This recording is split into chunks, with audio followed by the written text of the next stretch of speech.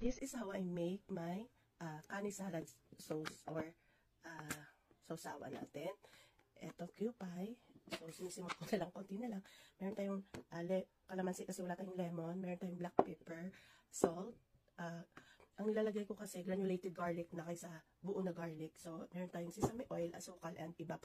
Kasi maganda rin sana kung may honey tayo. So, ayan, gagawin na natin to. So, ayan na siya, no. Yung iba naglalagay ng tubig. Ako hindi.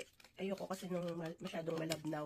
So, nilagyan ko, tansya lang din naman ang paglagay ko. Pero, ang sarap kasi nito pag pinagsama-sama mo silang lahat.